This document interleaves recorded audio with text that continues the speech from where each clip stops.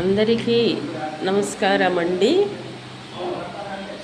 కత్తి కంటే కలం చాలా గొప్పదని మన పెద్దవాళ్ళు అంటారు. కర్ర కంటే కూడా కలం చాలా గొప్పది. అందుకని మార్పు రావాలి అన్న దాని మీద నా కవితాభావం, కవయిత్రిగా మీకు చెప్పబోతున్న కవిత. మీరేమన్నా అనుకోండి, మీ చెల్లిగానే నేను మీరందరం మారాలని ఇది.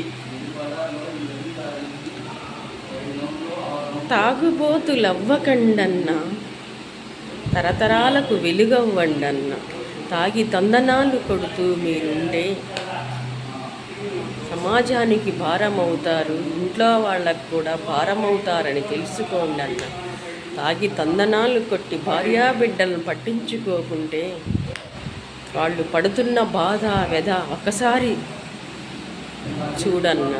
మారాలి మీరంతా, తాగుబోతులు అవ్వకూడదండన్నా. తాగి తందనాలు కొడుతుంటే తల్లిదండ్రులు పరువు పోతుందని తెలుసుకోండి అన్న. తాగితే ఏమొస్తుందన్నా, పేదవాళ్ళకి, ఆకలైన వారికి కడుపు నిండా భోజనం పెట్టండి అన్న. అదే మీకు భగవంతుడు మంచి దీవెనలు ఇస్తాడని తెలుసుకోండి అన్న. తాగి తందనాలు కొట్టి తల్లిదండ్రులు పరువు తీయకండన్నా. ఎంతో కష్టపడి పెంచిన మన తల్లిదండ్రులను మర్చిపోకండి అన్న.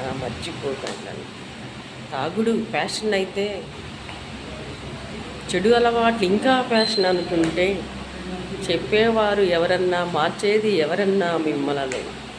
అందుకే అంటాను, మీరు తాగుతూ ఉండండి, ప్రభుత్వాలు పోస్తూ ఉంటారు, మన మీదే మళ్ళీ తిరిగి భారం వేస్తూ ఉంటారు. అందుకే తాగొద్దురన్నా. తాగి తందనాలు కొట్టకండి అన్న. ఆ తాగే డబ్బులు పెట్టి వృద్ధాశ్రమంలో వృద్ధులకి ఒకరోజైనా భోజనం పెట్టండి అన్న. తాగి తందనాలు కట్టకండి అన్న. ఆ తాగే డబ్బులతో పేద విద్యార్థులకు స్కాలర్షిప్లు ఇవ్వండి అన్న. తాగి తందనాలు కొట్టడం ఫ్యాషన్ కాదన్నా. మంచి అలవాట్లు, మంచి నడవడిక మన భారతదేశానికి, మన అమ్మ నాన్నల కీర్తి అని తెలుసుకోండి అన్న అంటుంది మాధవి సహజ కవయిత్రి, గుంటూరు. మిత్రుడు నన్ను మరొక కవిత ఈ తాగుబోతుళ్ళకి చెప్పించాడు.